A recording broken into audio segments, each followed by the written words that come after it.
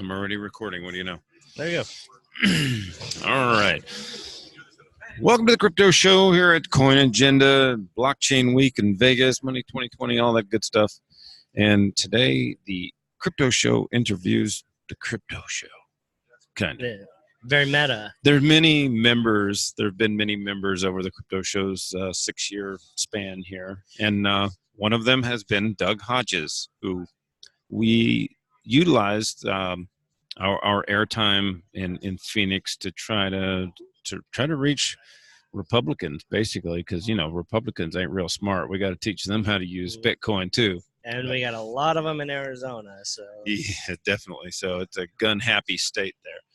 And so just to kind of paint the picture for you, what Doug handles the Bitcoin meetups in Phoenix. He runs arguably the best managed machines in Phoenix, Tucson, and Flagstaff.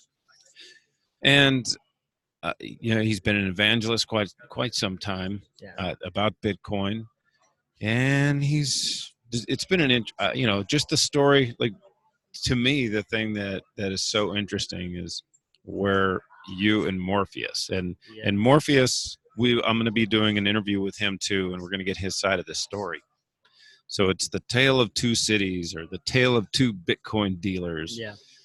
And so Doug took the legal route, and Morpheus, I think it's not that he did anything illegal. It's just that he played fast and loose, and he opened himself up to be entrapped by some scumbag government agents. Like, he didn't go out and say, "Hey, drug dealer, come here. Hey, I got a way you can clean your money up." No, they infiltrated the meetup groups and found the guy who would agree to, whatever, So, it was kind of like I'm selling Bitcoin. Some guy shows up and he says, "Yeah, I'm a drug dealer and I'm just trying to get rid of my money." And like, his response is like, "Whatever, just don't tell me." Yeah. And that's what was in the court papers. That's the kind of guy Morpheus was, man. He's a libertarian, and he's your business is your business. Right. I don't care what you do. I don't need there's no victim here, and and whatever. We came up together as far as in the Bitcoin trading scene. Probably within months of each other, we started trading on local Bitcoins, and between he and I, we were, pretty much the most of the volume in the Phoenix area for local Bitcoin. Well, at one point, he was probably, according to him, he was the highest. He was the biggest trader in the state. Yeah, he was. So. Yeah. You have since surpassed. You've surpassed that like exponentially since then, but because you're able to have multiple personalities and be in 14 places at once, basically by having ATMs all over. So So when from the compliance aspect, that was a soul searching decision for me. I mean, we're in the crypto space, right? So it's got this air about it of, like, hey, we were looking to opt out of the traditional banking system, and compliance is a bad word a lot of times. I looked at it as, I want to provide a service to the people that are able to use Bitcoin for whatever the heck they want to use it for. So in order for me to stay in that role and to choose that path, I needed to get compliant. I knew that was the only way for me to put my best possible service out there. That's a very needed, valuable service. Like I said, we're going to be doing another interview with Morpheus, and I'll get his whole story from there. But when you're doing these Bitcoin ATMs, where is it? Obviously, when you were just a local Bitcoins dealer, you weren't getting some old lady from Sun City who has a boyfriend somewhere who convinced her to go and buy Bitcoin. That was not the person that you were meeting at the pizza joint to sell Bitcoin to. But now that you have an ATM that's out there on the street, these are the people that are being taken advantage of. And I know you do everything you can to stop that from happening. Tell me about some of the stuff that you have to run into. It's a challenging task to to try to be diligent and stay on top of. The ugly truth is, there's new twists on old scams. Whether it's the IRS scams, go buy some gift cards, or the electric company, we're going to turn off your power if you don't send us iTunes gift cards, which, in the elderly are often the most vulnerable to these. And we try to head off and spot these as frequently as possible. I feel like we're doing just about as much or more than any other company. There's 2 on-screen prompts that mention scams and potential, what to look out for, and then a actual physical sign mounted mentioning some of the different scams. Yeah. But what you're referring to, the most difficult for us to spot and detect and hopefully eventually try to help people or save them are what's known as the romance scams. And these people in foreign countries that strike up conversations with lonely women here in the U.S. and they tell them they're going to move here and make their life better. And there was one in particular that the lady, the Mark, as we will call her, thought that the guy was French. Oh no! Yes, yeah. This was really sad.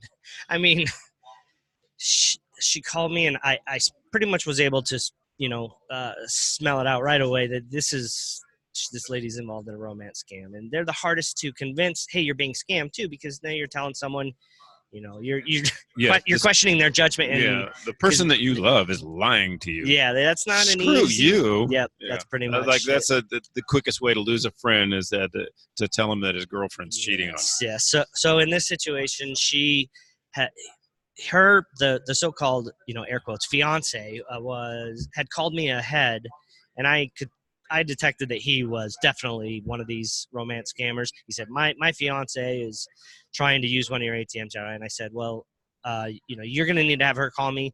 Since you're not my direct customer, I can help her. So my plan was to get her on the line and stop her, save her, and just give her some information. Often I'll just email them a link about romance scams and do the best I can. And I don't know how many people I actually save in the end. But anyway, so I speak to the lady eventually calls me.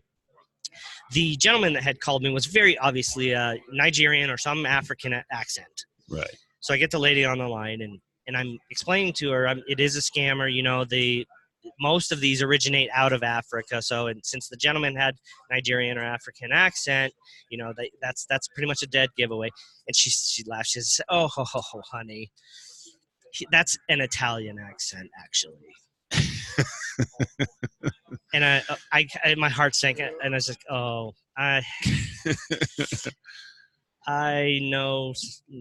Yeah. Yeah, and he's he's obviously his not. Pronunciation of the city, like he actually. Oh yeah, Phoenix. Yeah. He said, I said, what ATM are you trying to use? And he says, the one in the Phoenix. Instead of Phoenix. I'm like, you're obviously not here yourself. Yeah, right. He's calling from Nigeria. Yeah. But the lady believed that it was an Italian accent, so she didn't know the difference between Italian and African. Wow, that's crazy. And then one, we were sitting in your kitchen and you took a call, and I was sitting there listening to you, and the lady was trying to buy Bitcoin with cash, and so she thought she should buy Bitcoin Cash. Yes. So it's kind of a brand hijack there that whether it's intentional or not, this is a problem. It definitely is. I mean, the Bitcoin Cash people can say all they want about, whatever their justification is. But in the end, there's real world implications to this. I mean, thankfully, we haven't had any direct incidents of someone purchasing the wrong coin and getting it sent and lost into the ether somewhere. And, but, I'm most likely going to disable Bitcoin Cash. We've done a test run with it for a while, but that call that you overheard was exactly, she said, so I hit the Bitcoin Cash one, right? And I said, no, you make sure to hit Bitcoin. Yeah. And so, I mean, and you're not the only one. Doug runs Vault Logic, Doug Scribner, and he's had the exact same call before.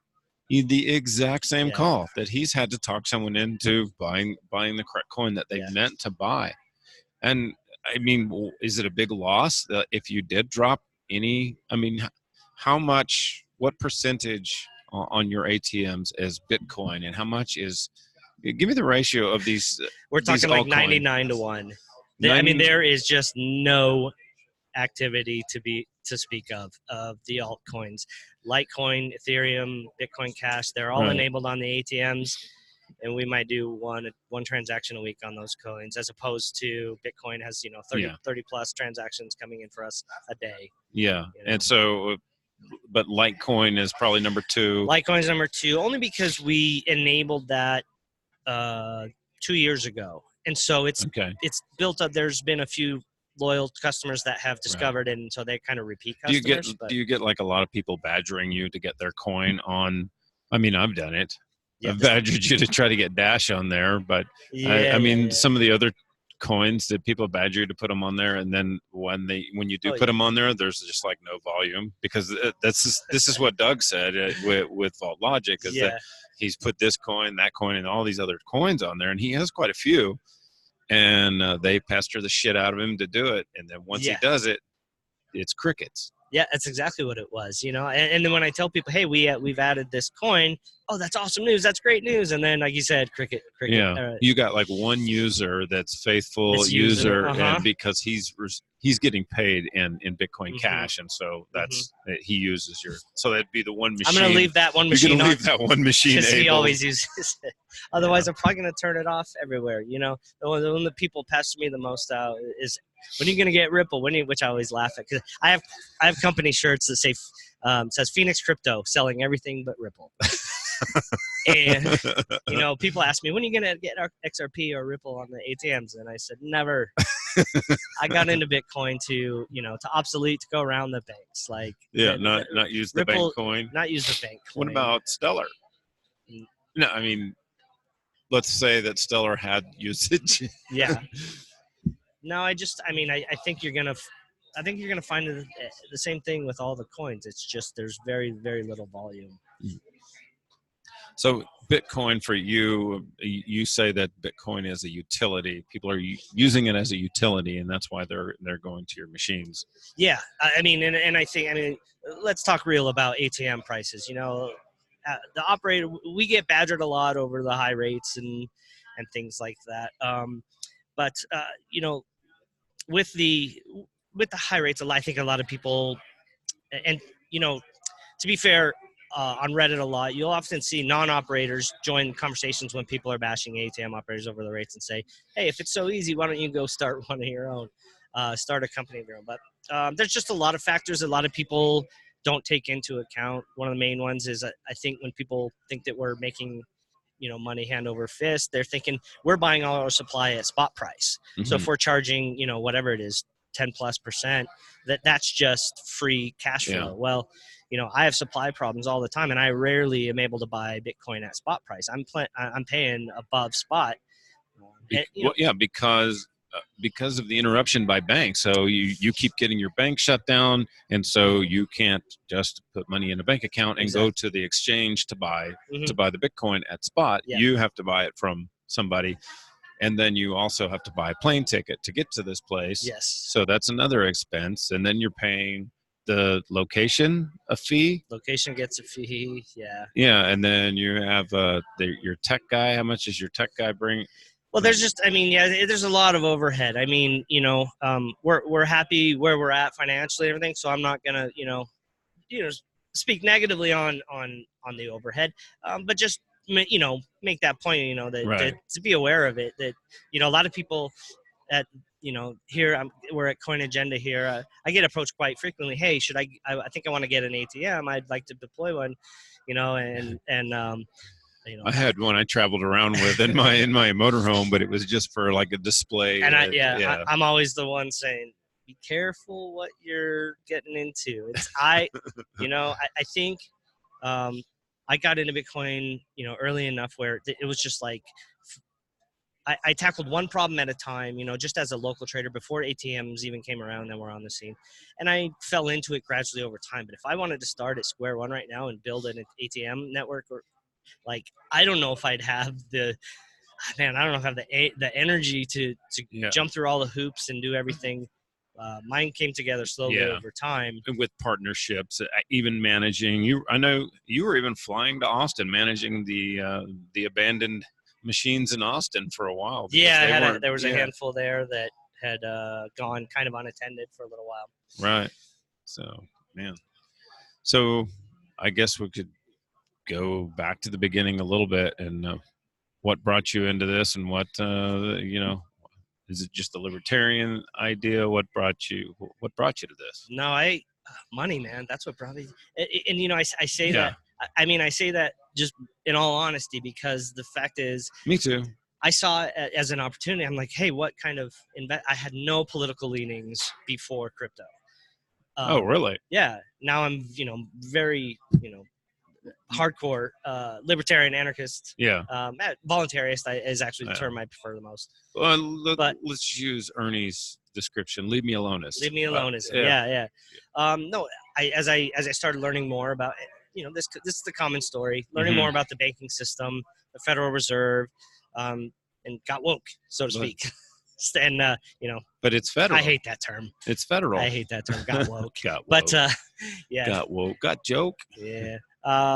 No, and then just started seeing the way that things were working, and particularly from a financial aspect, and Bitcoin. And so now my priorities have shifted. Obviously, money drives our society. There's nobody who doesn't want to make more money. Right. But that's become a secondary priority for me to really I just want to help this ecosystem grow, so that Bitcoin and its potential can be fully achieved to help, bring the poorest out of their horrible situations, and to just, bring some good to the world and bring financial inclusion to people that haven't had financial. And I mentioned, when somebody interviewed us earlier asking about why we're doing what we do, and I'd mentioned what Adam B. Levine was doing from the Let's Talk Bitcoin network, and that's pretty amazing that he was able to employ these people in Venezuela, and it gave them enough money to get the hell out of Venezuela. Although he lost his employee, but man, that's got to be a great feeling to be able to get that out. I love to see that. It's sometimes it's tough for us to get a real good hold of a handle on what all of our customers are using their Bitcoin for. And in the spirit of Bitcoin, I don't necessarily always want to know or ask. It's just like it's just private money. But of course, obviously, if we want to serve the customers better, we want to get an idea, not on what each individual user is doing, but as a whole, kind of what. And I love it. It makes me happy that, far as we can tell, most of the people using the ATMs is for a real world use case. They're purchasing it to solve a need, to their utility. Like, I don't think we're paying, don't think we have many investors as our clients. I mean, let's be real. No investor is going to be paying 15%, to acquire their coins. They'll get it through an exchange. But people that come to us, and we get thanked all the time just for we're providing a service to get convenient, fast coins. Yeah. The radio show that we were doing in Phoenix on the Conservative Radio Network, some of the people a lot of the people I think that were coming out to meet us at the different events were older people, like, retirement, over 50. Some of them were younger, but it seemed like the majority of the people that we were drawing out were older. That's a demographic that surprised me. But I know, those are also the people that tend to kind of like read newsletters, and they're from their financial. I know from people have come from Peter Schiff's newsletters and from Jeff Berwick's newsletters. It's where they first, and then they start hearing about this thing, Bitcoin. And a lot of them, they after 2008, they're looking, and the stock market's been performing really well. Some are those people that are reaching retirement age right now. They're looking at their nice big nest egg, and they're thinking, hey, I'm too old to survive another 2008, another recession, or even, if it could be even worse. And so they're looking for ways to park or move their money into something that will at least preserve or hedge some of that value. So it is some of the older people looking to pivot or move some of their money out of their 401ks. That's our other shirt.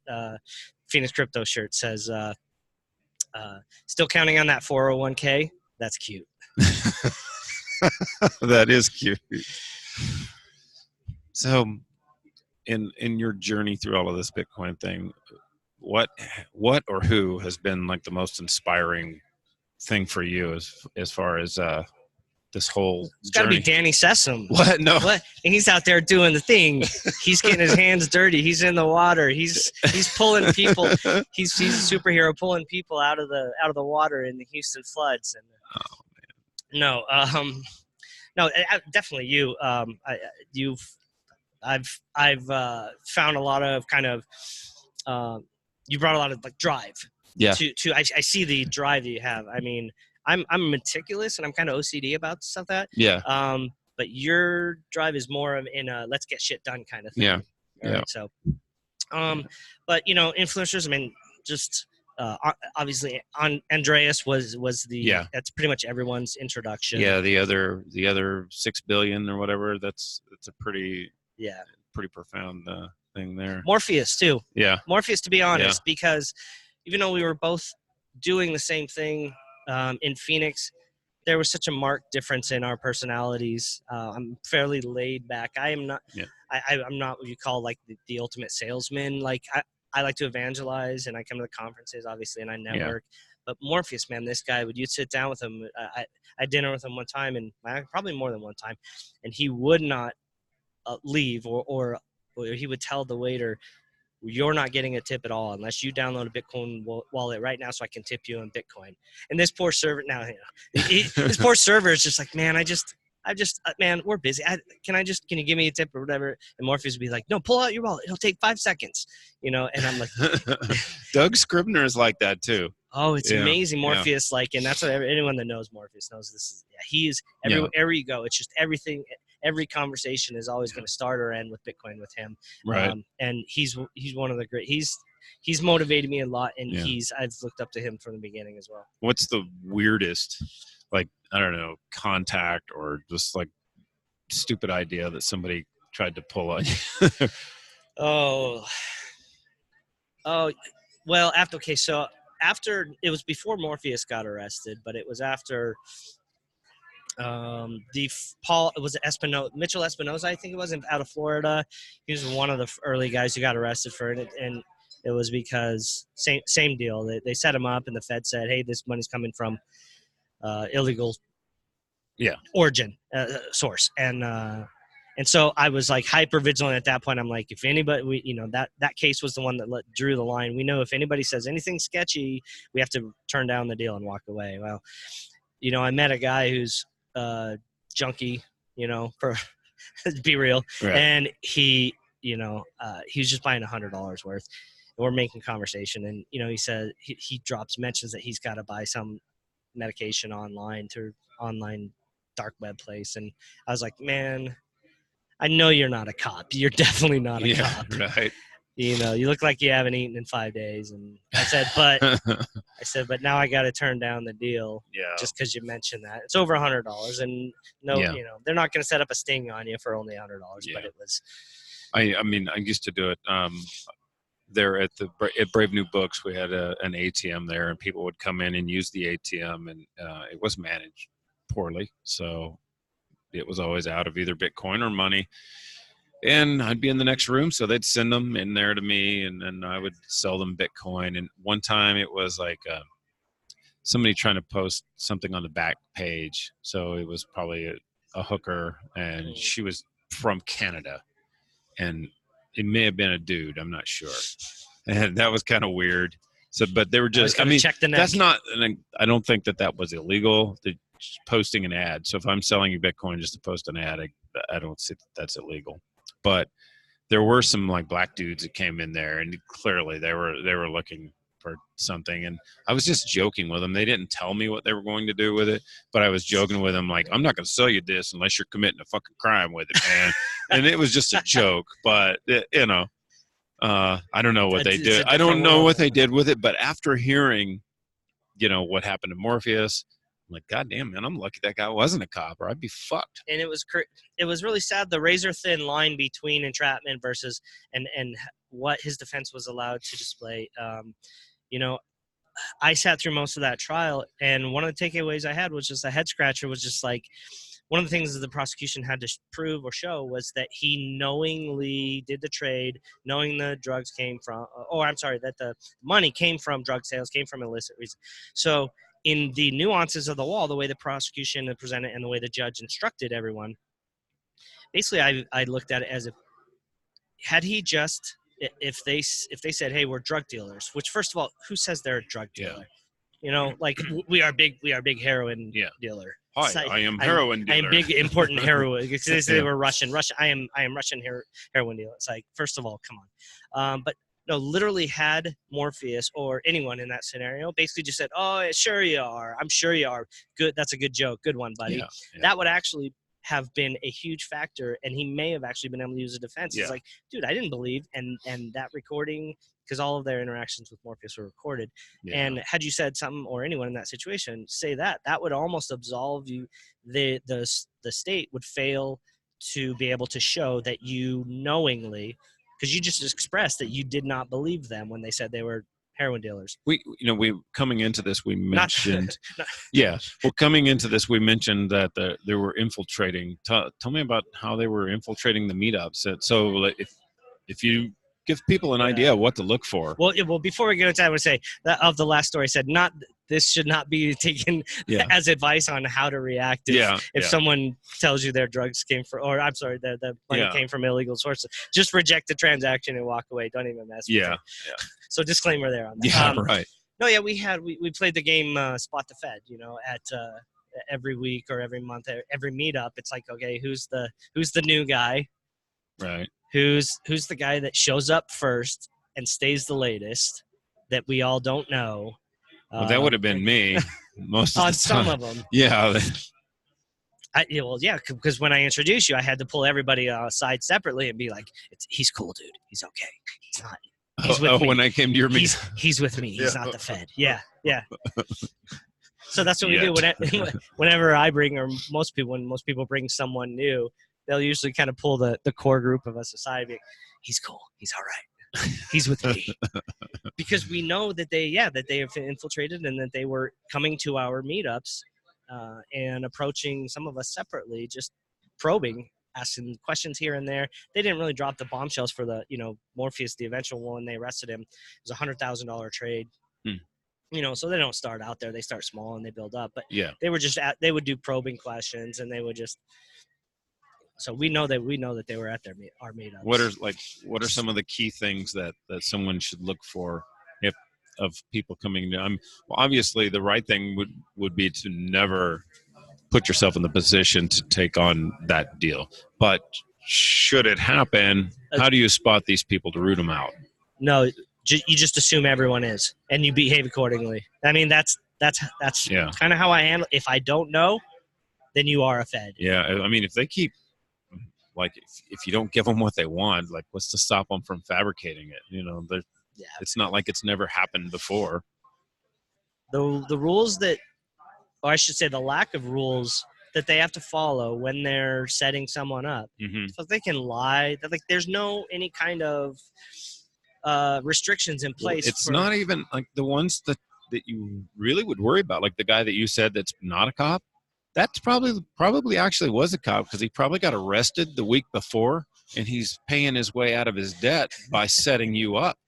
Oh, he could be informant. That's that's always very possible. That's definitely going to be the tool that they would use, like especially if he hasn't eaten for a week. Like, oh man, this guy's a perfect cover, and we're going to take his kids away from him because he's been doing meth.